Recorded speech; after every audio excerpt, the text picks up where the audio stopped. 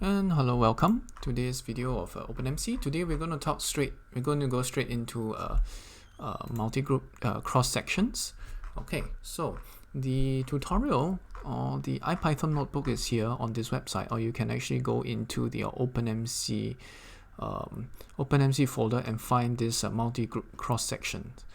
Okay, so this is my other file. Let's see whether I can find my IPython notebook. If I can't, then okay, let me try to do it again. Ctrl+Shift+T to get me to the place. Neutronic software and OpenMC, and here we go. First thing we can go to is the examples, and we go to Jupyter and Jupyter notebook. Okay.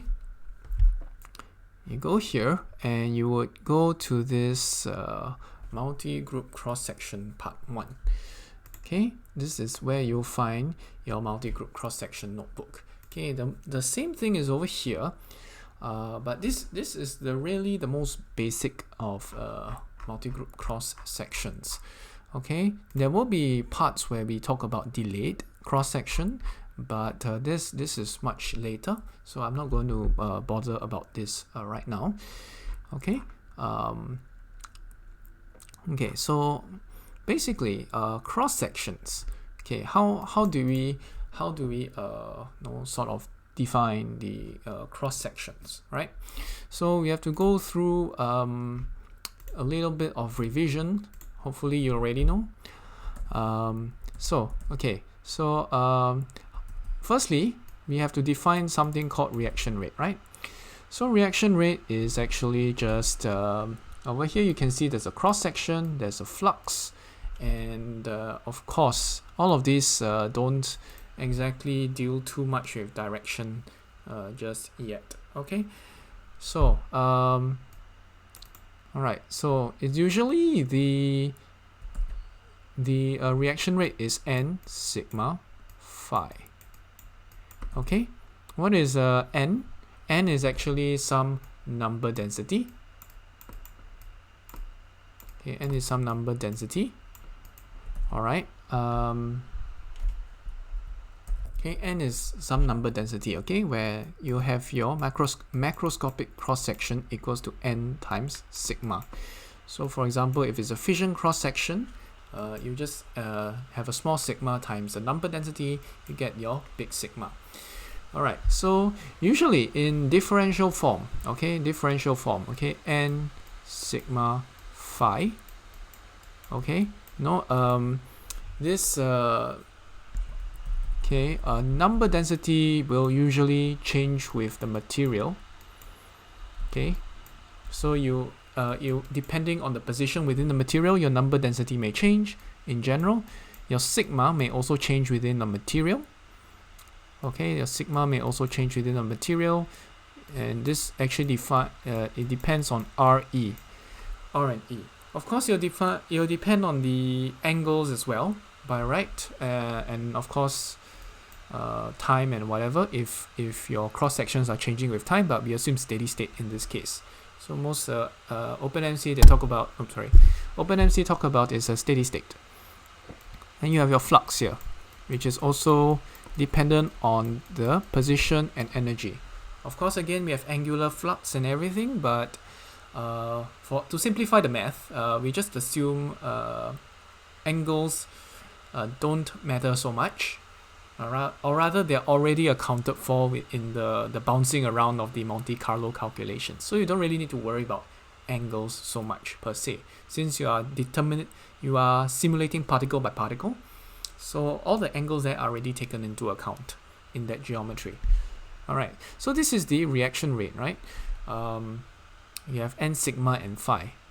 Of course, this if they are sectioned by position, I mean this is a per unit volume.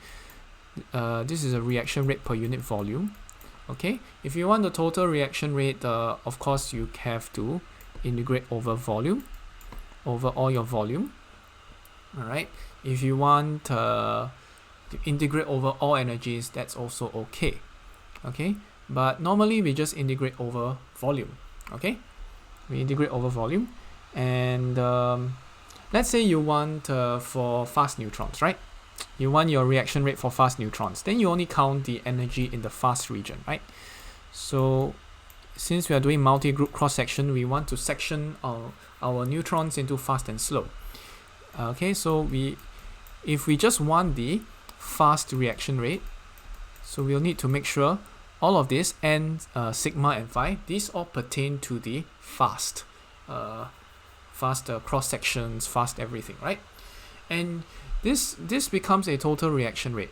This is a total reaction rate, and the thing is, we need to get our flux averaged cross sections.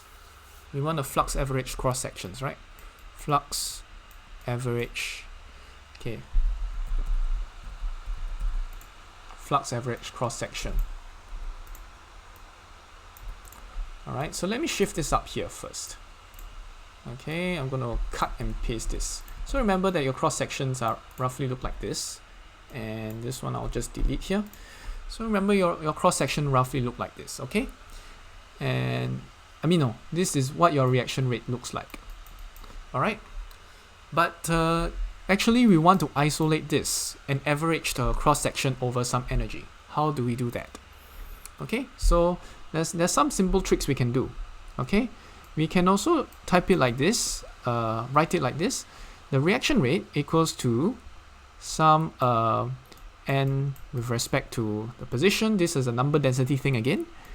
You have a sigma, small sigma. So this is the macroscopic cross section, but this time this is an average. This is an average. Okay, this is an average cross section, and this is for fast neutrons, of course, if you want to get fast neutrons. So if we have this, okay, and we have a faster so-called fast neutron average cross section, how do we do this? Okay, so we define the reaction rate like so. It is the reaction rate per unit, or rather not per unit volume anymore, because we integrate over volume, right? So we're going to integrate over the whole volume. Okay, over the whole volume, if I'm not wrong. Okay, and we are going to integrate over the fast energy range. Okay, so what exactly are we integrating? Okay, so what we are integrating is, okay, we are integrating over a fast energy range, and we are integrating over all the volume. So this is the V, dE.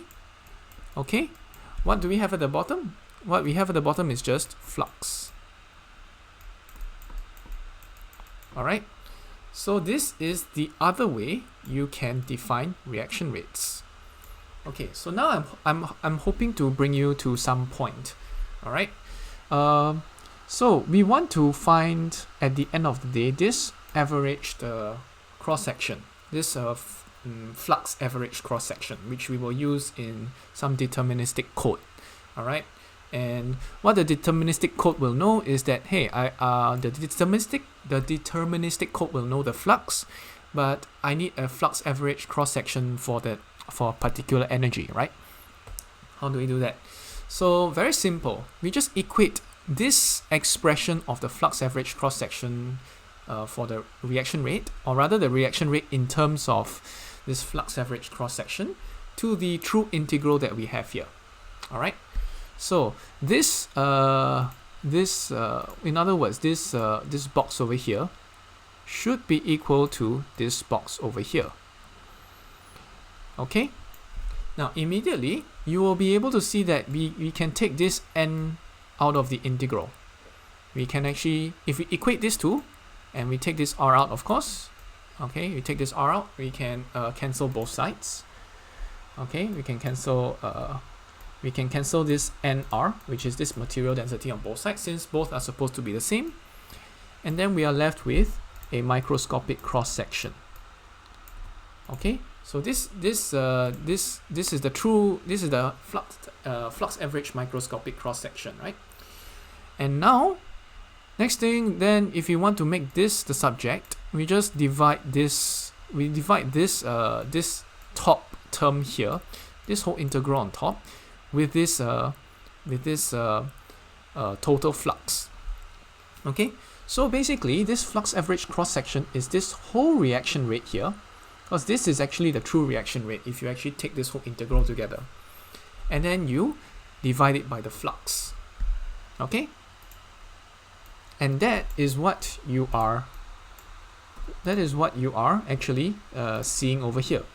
This rearranged equation, you have this energy integral over this sigma and big phi, which is flux, and then you you have this flux average cross section, or this multi-group cross section, divide by, of course, this energy range.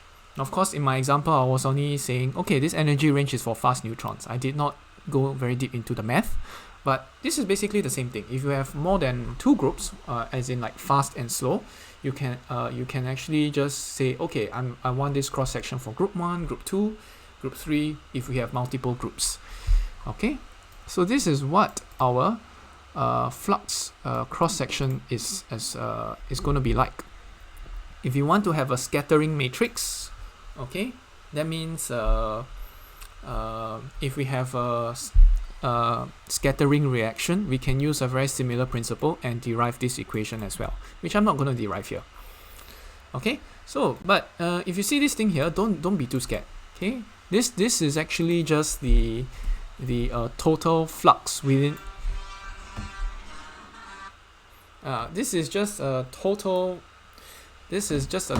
flux within a certain energy range within the volume. Okay, and that's actually inside your denominator.